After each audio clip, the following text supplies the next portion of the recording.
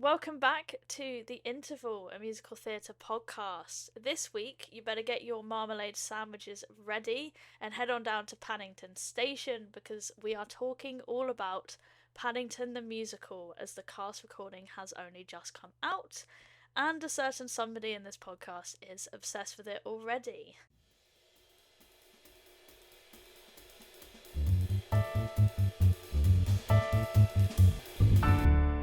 As of the 10th of April 2026, Paddington the Musical original cast recording drops on all of your streaming services, though the one you're probably interested in is Spotify, because that's where you're listening to this from. And as far as I'm aware, Tyler's not stopped listening to it. I've listened to it. It's great.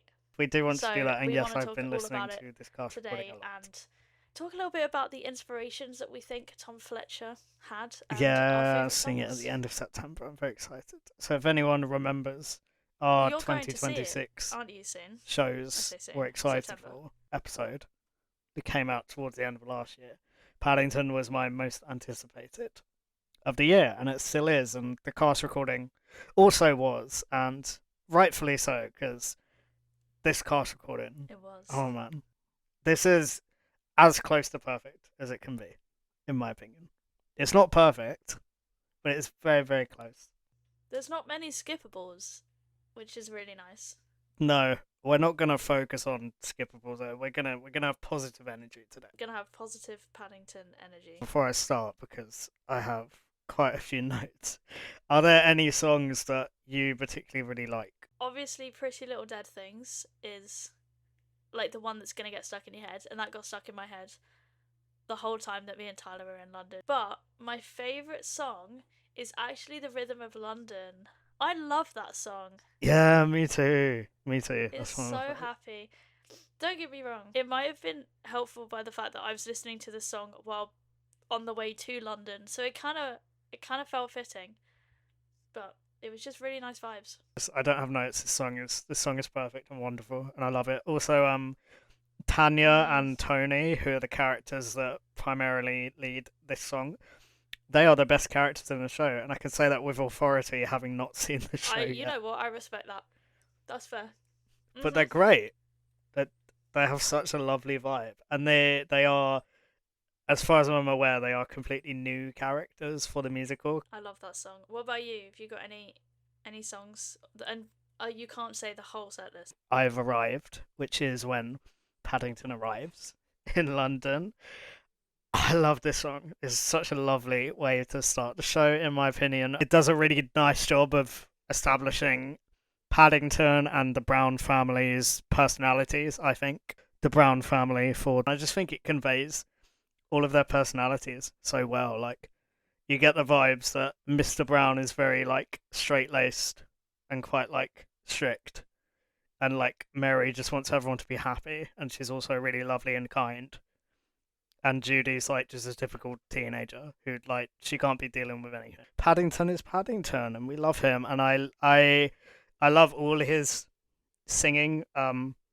James Hamid, your voice, man. It sounds so much like Paddington. It blows my mind. It does, and his voice is so good. And he's like, it's soft when it needs to be soft, and he belts when he needs the belts, and Paddington can sing. He's great.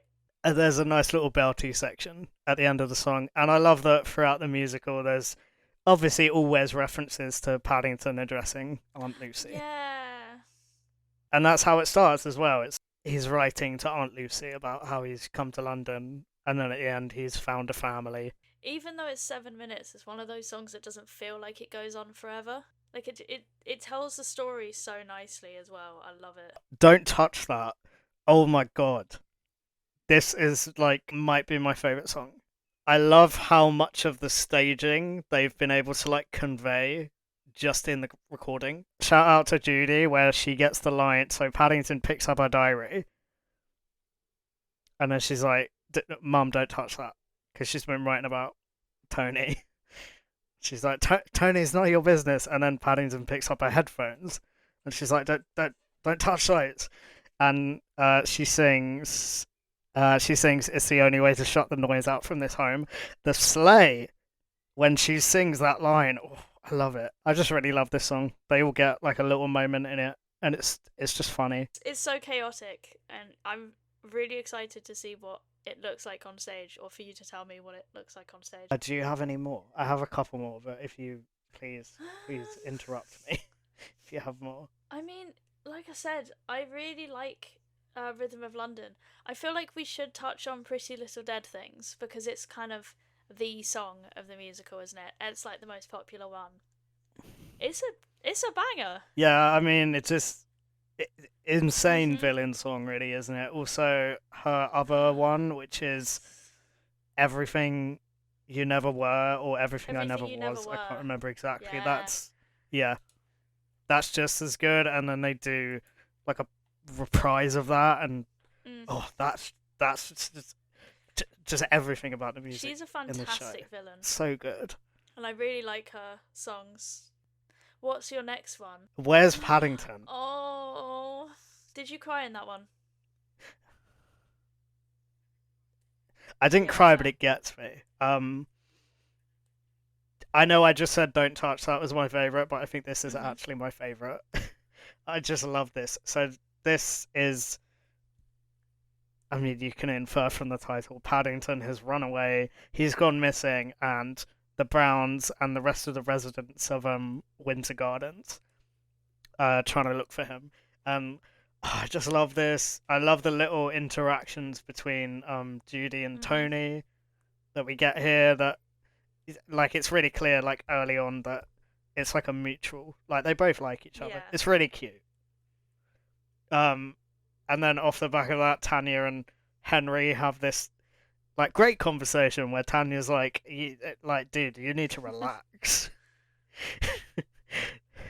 Tanya is great. Mhm. 10 out of 10. I love her. So I love that part of it. The actual music is so Yeah. good. I love that they reprise the Oh, Rhythm of but it London becomes like melody. this chant, and it made me so happy. Oh no! Yeah, that's what that makes me emotional. So Mrs. Bird, who's played by the What an amazing Bonnie icon. Langford, who I'm very Mhm. excited to see in this. Um, she sort of rallies the rest of Windsor Gardens and is like, come on, everyone, we've got to follow the Browns and get Paddington." And they take Rhythm of London, which, as we said, is it's a very sunny, very happy, upbeat song. And they sort of repurpose it as a little Yeah. chant to find Paddington, and they're saying, um, oh, I think in like the second section of it, they say like the Browns have lost a bear. He's small and brown and rare, and we must find him before he's Yeah. hurt, Oh. or something. And they just keep referencing like we have to find him before he gets lost or he's in Yeah. pain. Because he's about to become a taxidermy bear. But yeah, they don't know that. Well, yeah, but the people do. that, We that, know. that I know, but they're just concerned because it's little Paddington's wandering Yeah. around in big, scary London on his own. I love it. It really conveys how much Paddington has impacted the community in like the short time he's Mm. been there, and it's just really lovely. It's a great song. Um, okay, the last song that I want to probably talk about, and then I've got a couple of other things after this. Is One of Us. This was one of the songs that was actually released before the cast recording, but it was Tom Fletcher's version that was released, and I really love that it didn't really give any context away. Because to be honest, I might be wrong here because I haven't seen the show, but just judging purely on the cast recording and what the cast recording conveys of the plot, is this feels like the Act One closer to me, and I Yes. really love that because with the previous version that was released, which was like Tom singing a really lovely piano version of it, I wouldn't have guessed at all that this was an Act One closer. But I love that they take the main melody from this and Paddington's melody in Exploring the Bear, which is like his big Mhm. I Want song, and they merge it all together at the end, and it swells and it's really big and it makes it really effective. And Paddington is like he's like about to be in peril at the end, but he Yeah. doesn't know because only the audience knows that he's being tricked. When I first listened to it, I went, "Oh, it's the Act One closer," and that's going to be an amazing Act One closer. It was great. I'm really excited to know what it's like on stage and how they do it. So Missing Beat slash Dear Family, which are the last two songs in the show. I'm just counting them as a single song because they run into each other.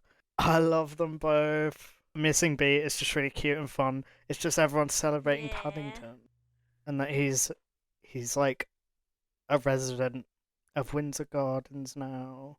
And Dear Family runs like from Missing Beat, and a letter arrives from Peru, and it's from Aunt Lucy, and it's just Aunt Lucy saying thank So you. cute. I love it. Also, I did have a sneaky look at how this is staged. Don't ask me how, but I did because I was purely curious about this one bit. Full disclosure, I don't know if it's different now because I think the video I looked at it on was possibly in Oh, okay. previews. So they might have changed it slightly. But anyway, the little clip I saw was at the end of this song, Mary says, "We'll look after this bear," and she asks Paddington if he's okay, and he says, "I am now." Aww. And then the music swells up. So after he says that, of course, he like runs to Mrs. Brown and they have a hug. And then Paddington has a belty section where it's like the last time he sings to Aunt Lucy about how I found my family. And James Hamid, who obviously plays Paddington off stage, he comes on stage and like sings that belty section on stage. Oh my god, does he? And I think that's really lovely that It's they really like cool. he gets that moment to do it, and he like looks at Paddington, and Paddington like looks at him, and I obviously because like it's a team effort to bring Paddington to life. I just Mm, thought that was really lovely. that is really nice. I like that a lot. To be honest, I have a question.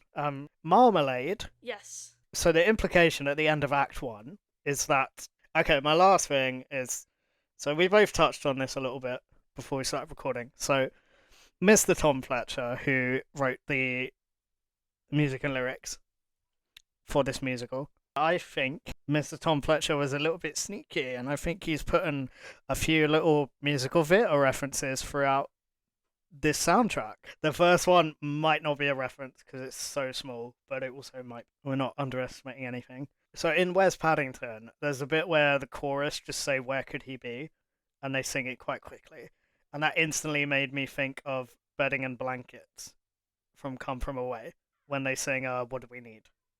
Also very quick. Ah. Oh, I didn't spot that, but I see what you mean. Unstoppable, which is a song where the Browns like finally come together and realize they can work together and be a happy family to rescue Paddington. There's 100%. It's a reference to Revolting Children from Matilda. That Yes. That was one of them. there's a whole section where they're spelling and like Yeah. It was definitely that. the last one I've got is Aunt Lucy's Prayer, which is Paddington. Paddington's little sad song because he's being held captive, and he just wants London to help him and take care of him. This feels very Oliver Twist. There's literally a whole line that where he sings, "Is there love out there?" What I would say to the people listening is listen to the soundtrack and like let us know if you can hear any other inspirations or songs that it reminds you of, because I think there are a lot littered throughout this, more than we've said. It's just a good show. It's just a good soundtrack. Please go and listen to it if you have not. It will make your day better. Next time we will be doing a review of one Harold Fry and his unlikely pilgrimage, not in the order of that's not the order of the title. Um so check back soon and we'll let you know all of our thoughts.